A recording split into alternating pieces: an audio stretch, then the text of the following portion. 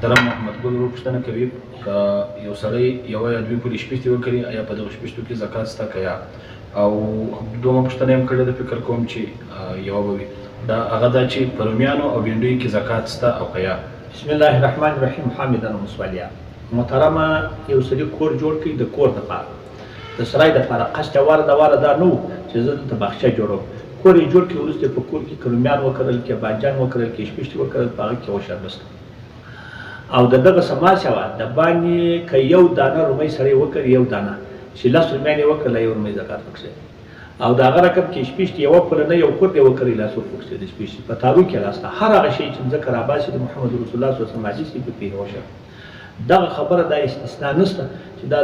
د چا ویلي دي که شپېشتې وي اصلي دا پوښتنه داسې نه کول دا خلک نه کوي بله پوښتنه کوي وایي شپېشتې مې ملا ته ورکړې یو کور چې ور مې کړې یوه پوله وروسته مې دا خپل شپېشتې بېرته و تخم ته پرېښولې په تخم کې جلا زکات شته که نه دغه رقم چې په شپېشتو کې زکات شته که نشته دغه مې نو تر اوسه نه واورېدلي چې دا نو ته چېرې وې تر اوسه چې دا پوښتنه دې کوله ونې چې په کوم ځای کې پټ وې او هېڅ یې دې نه واورېدلې هغه پوښتنه لا ضروري ده او دا چې ماسې په ځمکه کې کستې هر هغه شی چې کستې وکړل سو په هغه کې څوک دې زکات حتی که جواري په تنکۍ وکړل سول په تنکۍ کې هم زکات یې که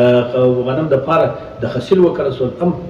یو چې غیر مقصودي غیر مقصودي هغه دا دی راولاړ سو ته فرض که په پلوړو کې زکات غیر مقصودي ځکه په دې نه ده کرل سوی نشته او دا کار راولاړ سو په کړوو کې ځکه دې لپاره نه ده کرل سوی په دې کې زکات نشته او یا راولاړ سو دغسې واښه په غنمو کې شنه سو په دې کې زکات نشته او تا مقصودي نه ده کرلی او چې مقصودي په وکړل سو که یوه دانه رومۍ وي که یوه دانه وي که دوه دانې وي کار په ټولو کې عشر دی والله سبحانه